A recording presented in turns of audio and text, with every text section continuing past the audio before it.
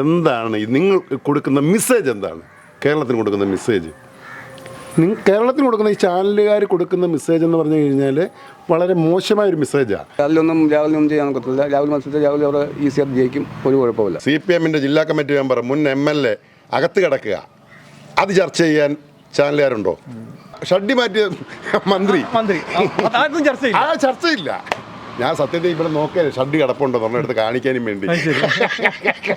ഇതിനു മുമ്പ് മുകേഷിൻ്റെ വിഷയം വന്നപ്പം എന്തുകൊണ്ട് ഈ പ്രകടനങ്ങൾ നടത്തിയില്ല? അവനെ അടിച്ചമർത്തുക എന്നുള്ള അത് പിണറായിയുടെ ഇപ്പോഴത്തെ അവരുടെ ഒരു അജണ്ടയാണ്. അവനെ ഇനിയും വളർത്തിക്കൊണ്ട് വന്നാൽ അവർക്ക് വലിയ ഭീഷണിയാണ്. അവൻ്റെ അടുക്ക നല്ല രീതിയിൽ ചാനലിൽ സംസാരിക്കുക. ഇതിനകത്ത് തന്തയ്ക്ക് പറഞ്ഞ ഏതെങ്കിലും ഒരുത്തനുണ്ടോ? ഒറ്റ ഒരുത്തം പോലും ഇല്ല. ഇപ്പം യൂട്യൂബിനകത്ത് അവളൊരെണ്ണം ഇട്ട് കഴിഞ്ഞാൽ എല്ലാവരും കാണുകയാണ്. ഇപ്പോഴും അവളെ തുണിയില്ലാതുള്ള എത്രയോ പടങ്ങൾ കാണുന്നുണ്ട്. അമ്പലത്തിൽ പോകാൻ വരും, ഇങ്ങനെ ഇതിലെ കാണുമ്പോൾ അങ്ങയുടെ എവിടെയോ വന്ന് എല്ലാം ഇതിലെ വരുവാണെങ്കിൽ അമ്മോ എന്തെടുക്കുക എന്നൊരു ചോദ്യമുണ്ട്. ഇപ്പോൾ എന്തുവാ ഇപ്പോഴത്തെ ട്രെൻഡിങ് ഇതാണ്, പെണ്ണ് വിഷയം. ഒരു പെണ്ണ് കേസ് എടുത്തിട്ട് കഴിഞ്ഞാൽ ഇപ്പോൾ ഓൺലൈൻ മാധ്യമങ്ങളെന്ന് പറഞ്ഞു കഴിഞ്ഞാൽ ഇങ്ങനെ ചവർ പോലെ കിടക്കുകയാണ്. എല്ലാവരും എടുത്തിട്ട് ഒരു എക്സ്ക്ലൂസീവ് അങ്ങോട്ടങ്ങ് വിടുക, പിന്നെ എല്ലാവരും അതിൻ്റെ പുറകിൽ.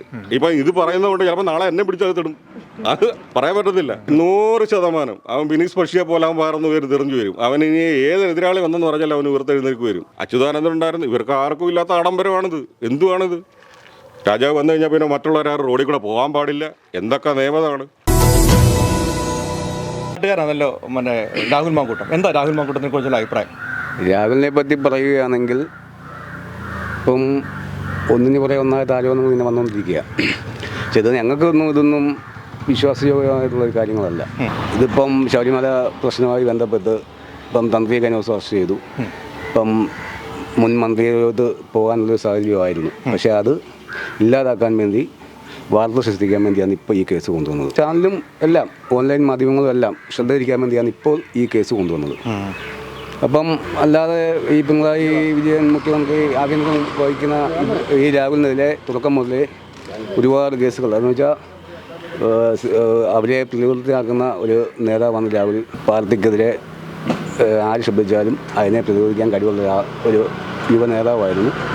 അപ്പം തുടക്കം മുതലേ പിണറായി വിജയൻ രാഹുലിനെ ഇല്ലായ്മ ചെയ്യാൻ വേണ്ടി ഓരോ കാര്യങ്ങൾ ചെയ്തുകൊണ്ടിരിക്കുകയായിരുന്നു. അതിൻ്റെ ഭാഗമേ ഉള്ളത്. പിന്നെ തുടക്കം മുതലേ അങ്ങനല്ലേ? തുടക്കം മുതലേ ഈ സർക്കാർ വന്ന ശേഷം തുടക്കം മുതലേ രാഹുലിനെ അറസ്റ്റ് ചെയ്ത് വീട്ടിൽ നിന്ന് കൊണ്ടുപോകുന്നു. ഏതെല്ലാം കേസുകൾ നമ്മൾ കണ്ടു, എല്ലാം ഇത് തന്നെ അതിൻ്റെ ഭാഗമായിട്ടാണ്. അല്ലാതെ യാഥാർത്ഥ്യമുള്ള കാര്യങ്ങളേ അല്ല. ഇത് ഇടതുപക്ഷമല്ലേ, പക്ക രാഷ്ട്രീയമല്ലയോ? രാഷ്ട്രീയമായിട്ടും പക്ക ഇടതുപക്ഷം തന്നെയാണ് ഇതിന് പുറകിൽ മുഴുവൻ. അല്ലാതെ മറ്റ് പാർട്ടിക്കാരൊന്നുമില്ല.